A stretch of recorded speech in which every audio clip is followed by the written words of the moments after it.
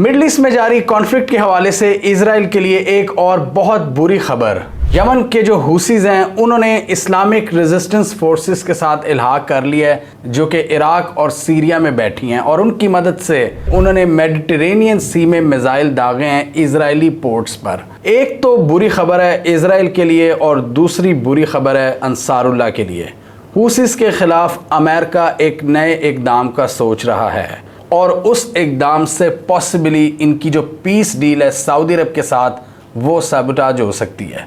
ये जो हुसीज हैं ये रेड सी के इलाके में अपनी कार्रवाइयाँ कर रहे थे और वो भी बाबुल मंडब स्टेट के करीब। उससे ज़्यादा आगे उनकी पहुंच नहीं थी और वैसे भी वहां पर अमेरिकन नेवल शिप्स भी हैं, तो वो ज़्यादा बड़े पैमाने पर कार्रवाइयाँ नहीं कर सकते। लेकिन उन्होंने पहले धमकी दी थी इलाद पोर्ट के हवाले से, जो कि यमन की कोस्ट से तकरीबन 1000 मील की दूरी पर है। और अगर इनके बाकी नॉर्दर्न शहरों की बात करें इसराइल की, जो कि मेडिटेरेनियन सी के किनारे पर वाक़ हैं, ये तेल अवीव और हाइफा वगैरह, ये और दूर हैं इनसे। और एक्सपर्ट्स पहले यही समझते थे कि हुसीज के जो मिसाइल हैं वो यहाँ तक नहीं पहुँच सकते। अब हुसीज ने दावा किया है कि हमने मेडिटेरेनियन सी में 2 कश्तियों को निशाना बनाया है जो कि हाइफा पोर्ट की तरफ जा रही थी। और उनके मिलिट्री स्पोक्स पर्सन ने यह दावा किया है कि एक कश्ती के अंदर असलहा था, जो कि वो असलहा लेकर जा रही थी इजरायली आर्मी के लिए।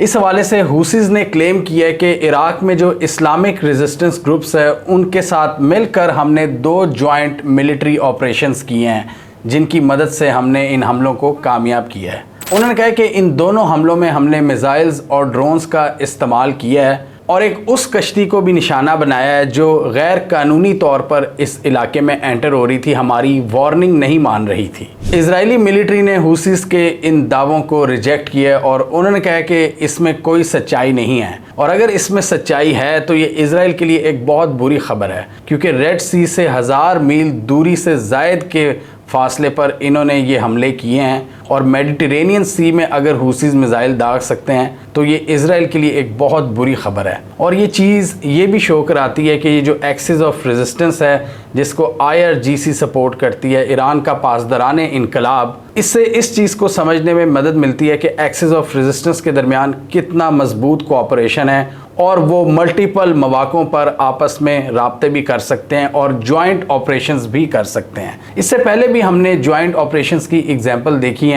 हमने एक रिपोर्ट पढ़ी थी जिसमें देखा था कि हिजबुल्लाह के बहुत से जो फौजी हैं वो यमन के अंदर अंसारुल्लाह की सफ़ों को ज्वाइन कर रहे हैं। और अब ये जो अंसारुल्लाह है यानी हुसीज, इन्होंने इस्लामिक रेजिस्टेंस ग्रुप्स के साथ मिलकर जॉइंट ऑपरेशंस शुरू कर दिए हैं और इजराइल को तंग करना शुरू कर दिया है। और इसी चीज़ को लेकर इजरायलीज़ और अमेरिकन्स परेशान होते हैं और वावेला मचाते हैं कि ये जो एक्सिस ऑफ रेजिस्टेंस है इसको ईरान सपोर्ट करता है। ये चाहे यमन में अंसारुल्लाह हो, लेबनान में हिजबुल्लाह हो, सीरिया और इराक में इस्लामिक रेजिस्टेंस फोर्सेस हों, इन सब को ईरान सपोर्ट करता है। और इसके साथ ही वो ये भी इस्टेब्लिश करने की कोशिश करते हैं कि हमास के भी बहुत से लीडर्स को ईरान की हमायत हासिल है। और हमने देखा है कि उनकी जो टॉप लीडरशिप है हमास की, वो किस तरह ईरान के विज़िट करती रहती है और इवन वो सुप्रीम लीडर से भी मुलाकातें करती है। इस हवाले से हुसीज के लीडर ने यह भी क्लेम किया है कि हमारे इस्लामिक रेजिस्टेंस ग्रुप के साथ जो जॉइंट ऑपरेशंस हैं वो फ्यूचर में इंटेंसिफाई होंगे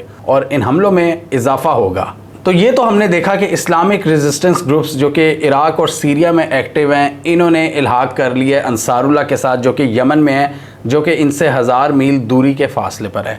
बीच में हिजबुल्लाह आती है जो कि लेबनान में एक्टिव है। और हिजबुल्लाह का भी पिछले दिनों बयान आया था कि अब हम ऑल आउट वॉर के लिए तैयार हैं इजराइल के साथ, क्योंकि हम ये भी देख रहे हैं कि हिजबुल्लाह और इजरायली फोर्सेस के दरमियान जो झड़पें हैं उनमें भी इजाफा होता चला जा रहा है। और हिजबुल्लाह को भी इस हवाले से डर है कि कहीं फुल ऑन इन्वेजन ना कर डाले इजराइल लेबनान के अंदर, और इसलिए उन्होंने ये बयान दिया कि हम आपसे लड़ेंगे। लेकिन डेफिनेटली इजराइल के लिए भी एक बहुत मुश्किल टास्क है कि वो लड़ाई को गज़ा से निकाल कर लेबनान में ले जाए, तो 2 फ्रंट्स उनके लिए हैंडल करना बहुत मुश्किल होगा। जबकि उनके बॉर्डर के साथ ही जो सीरिया वाली साइड है वहाँ से भी रेजिस्टेंस आती है और अमेरिकन ऑफिशियल्स के मुताबिक वहाँ से ईरान रेजिस्टेंस ग्रुप्स को असलहा प्रोवाइड करता है ताकि वो इजराइल के ख़िलाफ़ इस्तेमाल करें।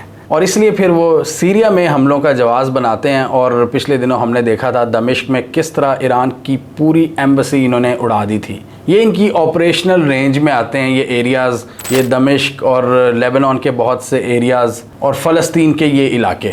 जबकि यमन के अंदर हुसीस को टारगेट करने के लिए अमेरिका और यूके एक्टिव हैं और उनके स्ट्रॉन्ग होल्ड्स पर बमबारी कर रहे हैं। लेकिन हम देख रहे हैं कि हुसीस के हमलों में कोई ख़ास कमी नहीं आ रही।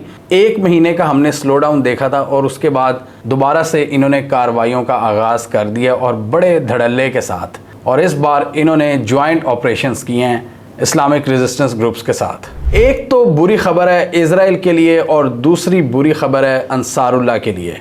हुसीस के खिलाफ अमेरिका एक नए इक़दाम का सोच रहा है और उस इक़दाम से पॉसिबली इनकी जो पीस डील है सऊदी अरब के साथ वो सबटाज हो सकती है, वो तबाह व बर्बाद हो सकती है अगर अमेरिका इसमें कामयाब हो जाता है। बेसिकली अमेरिका बहादुर कोशिश कर रहा है कि यूएन की मदद से जो पीस डील के तहत एक बड़ी रकम जानी थी यमन के अंदर उसको ब्लॉक कर दे। सऊदी अरब ने यमन में कुछ सरकारी अफसरान और उनके गवर्नमेंट सेटअप के लिए $1.5 बिलियन एलोकेट किए थे पीस डील की शक्ल में, और वो जो पीस डील होनी है सऊदी अरब और हुसीस के दरमियान उसमें यूएन भी इन्वॉल्व है। तो अमेरिका अब इन कोशिशों में है कि यूएन की ये जो एफर्ट्स हैं इनको तबाह बर्बाद कर दिया जाए, और अगर वो पीस डील कामयाब हो जाती है तो डॉलर्स जो यमन के अंदर जाने हैं उनको ना पहुंचने दिया जाए, बेशक वो किसी भी ग्रुप के पास जाएं। अमेरिका इस वक्त ये देख रहा है कि यमन में सबसे ज़्यादा मजबूत फोर्स हैं हुसीस, और इनके जो अपोजिंग सेगमेंट्स भी हैं यमन के अंदर वो भी अंसारुल्लाह को ज्वाइन कर रहे हैं बड़ी तादाद में।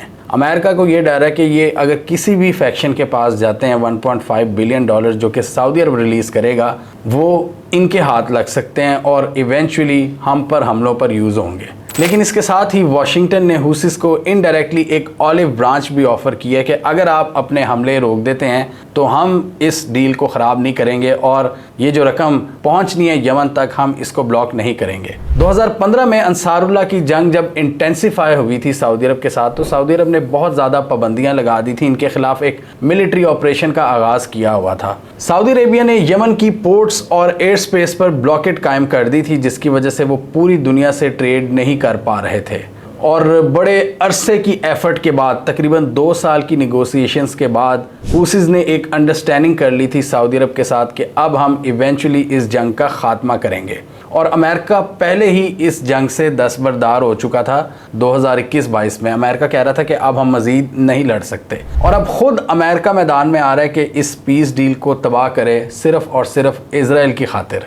अमेरिका इसमें डेफिनेटली रेड सी वाली रीज़न भी बयान करता है कि इनकी वजह से पूरी दुनिया की जो ट्रेड है वो मुतासिर हुई है, और जो ग्लोबल शिपिंग कंपनीज़ हैं वो लॉन्गर रूट्स लेने पर मजबूर हैं जिसकी वजह से उनका टाइम बहुत ज़्यादा लग रहा है और उनकी कॉस्ट में इजाफा हो चुका है। इस वजह से वो पूरी दुनिया को ये कायल करने की कोशिश कर रहे हैं कि आप हुसीस के साथ इस जंग में हमारा साथ दें। अमेरिका सऊदी अरब को भी कह रहा है, अमेरिका चाइना को भी कह रहा है, यानी उन पार्टीज़ को भी कह रहा है जिससे अमेरिका की पूरी तरह से नहीं बनती। लेकिन अमेरिका यहाँ पर ये इनको समझाने की कोशिश कर रहा है कि भाई ये ट्रेडिंग, ये पूरा एक ट्रेड रूट है जो ख़राब हुआ है हुसीस के हमलों की वजह से, और आप हमारा साथ दें।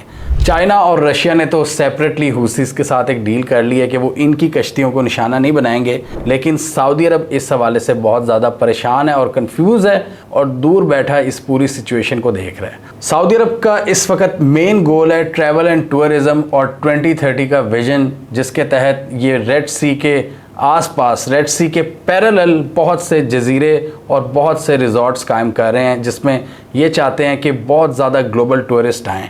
और एक इकनॉमिक फोरम में सऊदी सफ़ीर ने तो ये भी कहा था कि रेड सी का जो कॉन्फ्लिक्ट है जहाँ हुसीज हमले कर रहे हैं बाबुल मंडब स्ट्रेट के आसपास, वो हमारे इलाकों तक नहीं पहुँच रहे, हमारे इलाके सिक्योर हैं। और पूरी दुनिया के इन्वेस्टर्स और टूरिस्ट को ये समझाने की कोशिश कर रहे थे कि आप इससे परेशान ना हो, सऊदी अरब पूरे का पूरा सिक्योर है। मोहम्मद बिन सलमान हर तरह की एफर्ट कर रहे हैं कि रेड सी के पैरेलल इनके जितने भी रिजॉर्ट्स हैं वो सिक्योर रहें और ज़्यादा से ज़्यादा टूरिस्ट आएँ। सऊदी अरब डेफिनेटली इस कॉन्फ्लिक्ट से काफ़ी ज़्यादा परेशान है क्योंकि उनको अपनी इकॉनमी की फ़िक्र है, उनको अपने ट्रैवल एंड टूरिज़म की फ़िक्र है, और इसीलिए इस जंग से पहले वो हुसी से भी हाथ मिला रहे थे, वो ईरानियन से भी हाथ मिला रहे थे और वो इजरायली से भी हाथ मिलाने के लिए तैयार थे। लेकिन इस जंग ने बहुत सी इक्वेशंस को चेंज करके रख दी है और सऊदी अरब बहुत परेशान है। एक तरफ उसने पीस डील भी देखनी है हुसीस के साथ और एक तरफ अमेरिका का प्रेशर है कि हमारे साथ आओ। सऊदी अरब इस पीस डील को सैबोटाज नहीं कर सकता, क्योंकि हुसीस की पावर इन्होंने देख ली है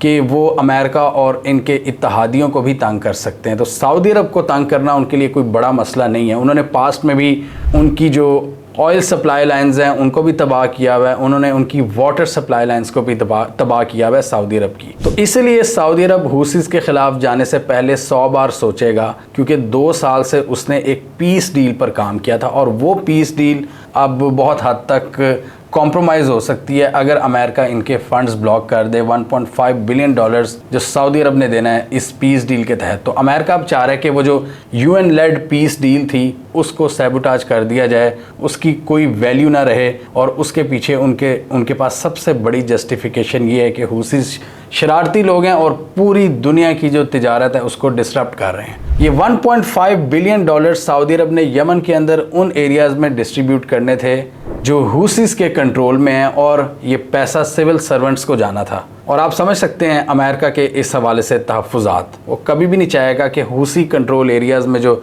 सिविल सर्वेंट्स काम कर रहे हैं उनके पास 1.5 बिलियन डॉलर्स की ग्रांट जाए और यमन की रिहेबिलिटेशन हो सके, क्योंकि यमन के इस वक्त मेजॉरिटी एरियाज़ पर हुसीस का कंट्रोल है। पोर्ट एरियाज़, मेजर एयरपोर्ट्स और इनके कैपिटल सिटी और south western Yemen. Meanwhile UK और यूएस की फोर्सेस यमन में हुसीस के स्ट्रॉन्ग होल्ड्स को निशाना बना रही हैं और रिलेंटलेसली हमले कर रही हैं यमन के अंदर। हुसीस भी अपनी कैपेसिटी के मुताबिक काउंटर अटैक्स और प्रीएम्प्टिव स्ट्राइक्स कर रहे हैं। हमें कमेंट सेक्शन में बताइए आपके ख्याल में हुसीस ने ये जो मेडिटेरेनियन सी में हमले अब शुरू कर दिए हैं, जो इनके मिसाइल्स पहुंच रहे हैं इस्लामिक रेजिस्टेंस ग्रुप्स की मदद से हाइफा पोर्ट के करीब, यानी बहुत दूर यमन से, क्या ये हमले इम्पैक्टफुल हैं या आपके ख्याल में ये लो इंटेंसिटी अटैक्स हैं जिनसे इजराइल को कोई फ़र्क नहीं पड़ेगा और उनके एयर डिफेंस सिस्टम इनको ईजीली इंटरसेप्ट कर लेंगे?